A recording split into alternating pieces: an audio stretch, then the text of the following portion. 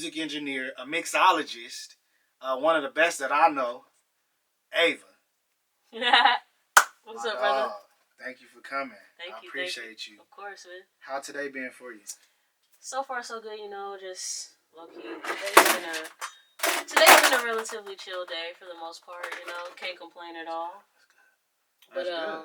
Other than that, just busy with work. I got a session after this, actually. So, busy as ever. So how has the last year been? It's been one of the biggest years for me. In a sense of like clients I've been able to acquire and accolades as well. I've had one of my clients, he dropped an album recently, and one of the songs I was able to record is been able to do really well. And another one of the songs I recorded with him had one of my personal favorite artists growing up as a kid. Who was that? So Boston Richie. Yes. So basically, he rapped on a beat that samples Neo, So Sick. And Neo, I guess since they're on the same label for the most part, absolutely. Neo actually remixed his original part and put it on the final version of the song. What? Yeah, so. Okay, that's inspiring there. Yeah, I ain't gonna lie. That's probably one of my best accolades so far. Granted, people not listening to the song because it's really some summer stuff, but like for the most part, I feel like when the summer hits, that thing is gonna go crazy. So in the clubs and everything, the DJ's gonna hit that up, huh? Honestly, yeah, I wouldn't be surprised if they did it. It's just like he's it's a world of tricking now. I mean, with you on the mix though, like that. If I'm not on the mix, I recorded it. So just come see me at Goldie Sound. Come see me at Goldie Sound trying to get that work. Absolutely. Absolutely. So Ava, where are you originally from? I'm born and raised in Houston, Texas. Texas. Baby. Houston, Texas. H-Town. The one and only. Yes, sir. H-Town. So, growing up in Houston, what experiences can you remember that brought you this far? Honestly, my mom forced me to play piano as a kid, so that's one of them. Excuse me. Other than that, that was probably where I really started my musical journey, other than like hearing songs that my mom and dad would play occasionally. And from there, just evolved to like end up playing in bands and stuff there. And I'm like, all right, cool. I like band. Let's try to make my own stuff. Started making my own stuff. And that evolved to me like, all right, I care about like tightening stuff up, in a sense. So That's how I am now. I'm here now doing things that I like. That's good. So what music influenced you as a youth? For the most part, I'd say a lot of girl groups. So I grew up on, of course, growing up, I had the TLCs, but like Destiny's Child was like homegrown for me. Like I remember like being legit, like, oh dang, Destiny's Child gonna be here, Mom, let's go see. And we would go. Right. Legit. Absolutely. So like we would go see Destiny's Child here and there, but I also grew up on the Spice Girls. Very random, but I love the Spice Girls. Like I love the Spice Girls. They had their time, like God, like and they even got, when you hear their songs, still like they have hits. Like absolutely. I'm saying whoever, they were working with Simon Cowell for sure. Okay. In that time and during them coming up, but like when they had their little era of like people leaving and stuff, they was working with Dark Child here and there. Okay. And that was when Dark Child was in his like bag, you know what I'm saying? Like he was dropping hits off on whoever wanted them, you know what I'm saying? So like growing up on that kind of stuff, and then being on like I had black parents, you know what I'm saying? I have a black mom, black aunties, black dad. So like I'm growing up on like the Ruben Studders, the Luthers, the Whitneys, like just the classic stuff, Yes. Growing up in such a highly influenced area by music, hustling and being known for drugs and all the things that Houston is known for, how did that affect you and what did you see? I mean, for the most part, my mom had me sheltered. Like, she wouldn't let me go past the ditch. Straight up. Like, was that outside the door? On God, like, I'll go outside, I'm in the yard. You better not go past that ditch. Oh, shit. Okay. I go past the ditch, it's checking the mailbox. That's it. Back to the crib. Like, straight up. My mom had me sheltered. And I greatly appreciate that because, like, some of the homies I grew up with, like, they had parents that cared about them as much as my parents cared about me, but they didn't, like, confine them. You know what I'm saying? Not that confinement is necessary to, like, make it out of them kind of situations, but, like, in my case, confinement helped me get out because I knew, oh, dang, if I go outside, I got to deal with a bunch of craziness, but if I leave this area, I don't have to deal with that. You know what I'm saying? For real. So That's for real. I mean, and, you don't have to, be reputable just because you've been in the streets. yeah, Like, facts. it's like, about realness. It's about authenticity. You know what I mean? yeah, And facts. having authenticity, it brings so much out of you because they know that, you're accountable, you're real in what you're saying. Facts. Absolutely. So, did you go to college here? No, actually, so I'm a college dropout. Proud of that shit because I saved a lot of money. Okay, all right. But I went to school. My freshman year of college, I spent in Louisiana at Southern. Okay. I went to school there for a year. Freshman year, first semester, that shit was paid for. Mm-hmm. Had my fun though, so second semester wasn't paid for. I had to come out of pocket for that shit. Man. Came home. My GPA was so low I couldn't go to like the other HBCU in my hometown. I couldn't go to TSU. That's how low my GPA was. Dang. So like. But did you? I mean, even being in that experience, did you? Enjoy your time? Like, what type of things were you doing? Fuck yes, I had the greatest time ever. I had the greatest time ever at Southern University. Yes. And A&M College, whatever the title is. Southern University is what I call it, cause shit, you know what I'm saying? That's digression. I went there. That was my dad's family school. Like, everybody on my dad's side of the school, family went there. Wow. And, like, I couldn't trip on my experience. Like, they weren't lying to me when they said it was going to be what it was. And it was what it was. Like, wholehearted. I got that experience. And I think really what, like, I'm not going to say anything turned me off of it. It's just, like, I took advantage of that shit. Like, my first time being away from home. Nobody telling me what to do. All right, cool. I'm going to do what the fuck I want. Class. I ain't trying to go to class. Shit. So is there anything like that you would carry on with you from that experience in college? Honestly, the level of freedom that I had and the way I was moving then, that's what I carry most. Cause like the way I was moving then, I was moving like the next day didn't matter. Not that the next day didn't matter, but it's like, okay, that's the end of the day. The next day gonna be a whole new day. I can do whatever I want the next day type deal. And now that I think about that, now that I'm a grown-ass adult doing exactly what I want to do with my life, I try to live exactly the way I was then. Because I can't be mad at the way I was living then. It got me here. That's real. Man, I appreciate that. Yeah, no, for real. Like that takes a lot to really, even though, like, really, I don't think it matters whether you finish college or not because a lot of people are successful without college. Yeah. But to have that experience and know what it's like I did it. I did it, and it was like, I don't mind the experience, but I know school ain't for me, dog. Like, I hate taking tests. It's just like being forced to memorize shit that I don't give a fuck about. That's what I draw the line at. Like just being real. Like, no, real. Like, sometimes, like, okay, knowing math, I'm just ADHD, so I'm gonna know math. Science, okay, cool. I know what not to mix, so I don't die. But like, other than that, like, knowing history, okay, cool, I know these niggas doing crazy shit, but even then, that's just like having a moral compass. Like, if you have a moral compass, you know certain shit is just, like, crazy. So, like, I don't know. What I'm basically trying to say is do what the hell you want. If it's for you, do what the fuck you want. If it's not for you, don't force yourself to do that shit, bro. Like, it's that simple. Like, I forced myself to do a lot of stuff that I hated. So, being in the industry that you are in, and it's male dominated, how do you want to dominate this industry as a female and as an audio engineer?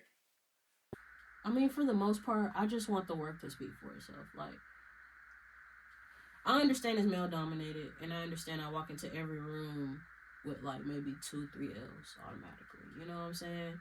It's not a bad thing, but it's just like, it makes me want to work harder and just do better work than the next nigga that I'm looking like shoulder to shoulder with. You know what I'm saying? So like, for the most part, only thing I can say is, if you know you're dealing with folks that are I guess you can say gatekeepers, or let's not even say gatekeepers, waysayers. Let's say you're dealing with waysayers. You know they have this certain work ethic. Match it and exceed it. It's that simple. Like you can. Everybody sees how the next person works, and they can say, "Oh, I don't want to do what that person's doing." But at the end of the day, if what they're doing is showing results, all you can do is take that into account and then throw in what you want to throw in on top of it. And one thing I could say is, like, when I was teaching myself how to do this shit, I saw what people that were actively, like, dropping shit on a regular basis, working with people on a regular basis that trust them and their work ethic. I just matched it. And at the end of the day, like, if you match a work ethic that is proven, only way to, like, prove yourself is to keep doing the same shit. And if you got the work ethic, you doing it. It's that simple. Like, it's like, shit not that deep.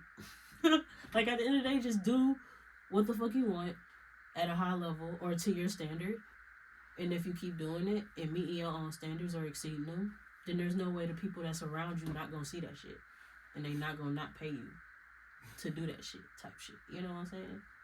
Because at the end of the day, we in a capitalist world. I'm just saying, you know? Oh, y'all better write this down. Take some notes. At the end of the day. Y'all better take some notes, man. That was real. That was real right there. Digressions. So being from Houston, yeah. I know you listened to Chopped and Screwed when you grow up. So, like, what is one artist from Houston that inspired you as far as the Chopped and Screwed movement? Honestly, I can't say I've worked with a Houston legend. Rip Bushwick Bill. That was one of the first people. That was one of the first you people. You work with Bushwick Bill? Yeah, that was one of the first people that actually trust me. My mind's playing tricks on me. I promise. Like, no, it's all right. I know one you of the telling first the truth. people to actually trust me. Like, granted, niggas wasn't trying to deal with him, but at the same time, the way I was thinking about it is like, bro, y'all not trying to deal with this nigga, but this nigga's still a legend, regardless of what the fuck you talking about. Like, niggas care about what he talking about. So, like, that's how I went into it. Like, all right, this nigga trying to do that, and I was still trying to learn too. So, you know, contributing factors. Yeah, I mean, being an artist. Rip to that man, though. Man. But no, I can't say my favorite Houston artist when it comes to, like, I can't say work ethic, but just, like, the way it sounds sonically and, like, shit that I know I copy to this day when I try to make my own music. Fucking Big Mo. I fuck with Big Mo heavy. That nigga be on that whole singing and shit. And then he'll layer his shit. You know what I'm saying? Yes. I fuck with that shit. Man. I fuck with that. Man, Rip Big Mo too, man. Man. A game called This or That. Yep. So I'm gonna ask you a question, and it's gonna two options, and then you just answer it. All right. All right. So, this or that. Which disinfectant do you prefer, bleach or Lysol? Lysol. Okay. I see You that. spray that shit on, it dries. You still gotta wipe it though. If you spray it and just let it dry, you good. Okay. All right. That's technically how the back of the can wants you to use it anyway. Oh, I see. I didn't know that. All right. Vacation in Thailand or New York? New York, because I don't have a dick. Okay. So what Thailand got to do with that? Niggas only want to go to Thailand to fuck. Okay. Well, you better use that good home strap. I ain't getting no pleasure out of that. No, I feel it. Only fucking hoes I can talk to. That's real. That's real. Sorry for all the explicitives. No, you good. This is where this is it's good. Yeah, we're here. We here. All right, this or that. BMW or Porsche? Porsche. Okay. Porsche. This or that. Which audio engineer would you work with? DJ Quick or RZA Islam? I'm gonna say RZA because I'm an old head. Okay. I'm an old head at heart. Like, I grew, like, when it came to, like, introducing myself to rap outside of, like, Lil Bow Wow and Lil Romeo, like, the first rapper I found was Common. And then that shit me down a rabbit hole of finding like other niggas that was rapping like him, you know. Mm-hmm. So I went down the Wu-Tang bubble at one point. Yeah, me too. And they powerful. I got like 2 white friends with Wu-Tang tattoos. That's what's up. You know, actually, one of the managers of Wu-Tang lives in Tallahassee. Oh yeah. Yes, he does. I had his number, but we disconnected, and you know how life goes. Yeah, you know? lives. His daughter was going to school here, so he moved. Oh yeah. Here. His daughter go to FSU if she haven't graduated. That was like 3 years ago. Yeah. Small world. I'm trying to tell you. Legit. All right, this or that. Pizza or escargot? Pizza. What? I don't like snails. I thought that one would get you though. I don't like snails. All right, do a song for Tupac or Biggie. I'd say Tupac. Okay. Just cause he has interesting hooks. Like a lot of his most popular hooks aren't even him. So it just gives me an option to work with other voices, you know, in the midst of it doing stuff. Man, because it is so many different ways he's used his voices in his songs. Like changes is not the same like it as sounds Hail Mary. different. Yeah. Like Hail Mary's like, come with me, Hail Mary. Like he rapping that bit. Like, if you take California Love, that shit is like, it's like a bunch of different effects and shit on the hook. If you take what's the other one? How do you want it? How do you feel? Like, that's a whole different person. Yes. That's what I'm saying. So it's like, yes. That particular song, that beat. Yeah. Like, Okay. woo! Yeah. Yes. All right. So thank you for that. Thank you for go that. ahead, That was definitely nostalgia right there, for sure. I feel it. All right. This or that. Would you rather marry Oprah for her money or become the president of Def Jam? Marry Oprah for her money. Oh, really? Okay. What? I seen you answering it a different way, but okay, I feel it. Why? You ain't even got to work no more. What? I'm just at the crib, chilling. What Stedman used to do? Niggas ain't know Stedman was Stedman until he just got caught outside one day with Oprah. Okay. Like, who the fuck is this nigga? See? Got caught I'm smart enough to just go to the store by myself. You know what I'm saying? That's right. That's right. No, You supposed to have somebody to do it for you with everything. When you See, went they got Oprah. DoorDash now. Hello. I'm telling you. Hello. I ain't gonna know I'm a sugar baby, bro. What? Come on. All right. So that was a segment called This or That. I appreciate you This for or that. yeah. So, who has been influential so far for you to work with? So far, I think the most influential people are the people that, like, it's like, I could say who I could say, but that's not gonna be the truth, because at the end of the day, like, for me, that's the opportunity that's gonna push me up. But, like, the people I say that are the most influential are the people that I'm growing with. You know what I'm saying? Like, locally, I could say, like, Sly Good Kid and Rico Dream specifically. Like, they trust me with their sound the way they trust themselves with their raps, if that makes sense. Like, when it come to them writing their shit and they know they want their shit to sound good, or they want their shit to sound to their standards, or whatever they sound is looking for at the moment, they gonna come and see me for it. And it's just that simple, you know? That's real. Who in your city, in Houston, who would you see yourself working with next? If I could connect with anybody at home, hopefully it's Meg.